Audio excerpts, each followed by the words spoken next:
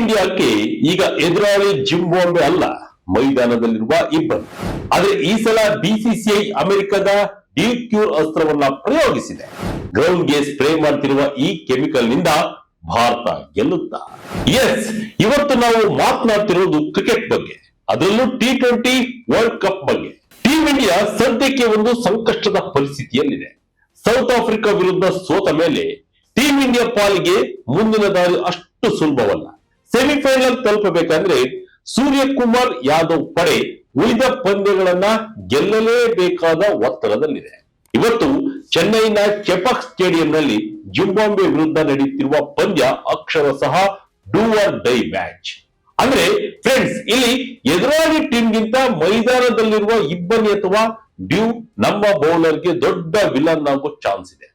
ಚೆನ್ನೈನ ಈ ಮೈದಾನದಲ್ಲಿ ರಾತ್ರಿ ಹೊತ್ತು ಇಬ್ಬನಿ ಬಿದ್ರೆ ಬೌಲಿಂಗ್ ಮಾಡೋದು ಕಷ್ಟ ಅನ್ನೋದು ನಿಮಗೂ ಗೊತ್ತು. ಆದ್ರೆ ಈ ಬಾರಿ ಆ ಚಿಂತೆ ಬೇಡ. ಯಾಕೆಂದ್ರೆ ಚೆಪಾಕ್ ಮೈದಾನದ ಸಿಬ್ಬಂದಿ ಅಮೆರಿಕದ ಒಂದು ಸ್ಪೆಷಲ್ ಮ್ಯಾಜಿಕ್ ಲಿಕ್ವಿಡ್ ತರಿಸಿದ್ದಾರೆ. ಏನಪ್ಪಾ ಅದು ಮ್ಯಾಜಿಕ್ ಲಿಕ್ವಿಡ್? ಅದರಿಂದ ಮ್ಯಾಚ್ ರಿಸಲ್ಟ್ ಚೇಂಜ್ ಆಗುತ್ತಾ? ಟಾಸ್ ಸೋತರು ಮ್ಯಾಚ್ ಗೆಲ್ಲಬಹುದಾ? ಈ ಡಿಕ್ಯೂರ್ ಅನ್ನೋ ಕೆಮಿಕಲ್ ಅಸಲಿಗೆ ಹೇಗೆ ಕೆಲಸ ಮಾಡುತ್ತೆ? ಸಂಪೂರ್ಣ ಡೀಟೇಲ್ಸ್ ಈ ವಿಡಿಯೋದಲ್ಲಿದೆ, ನೋಡೋಣ ಬನ್ನಿ.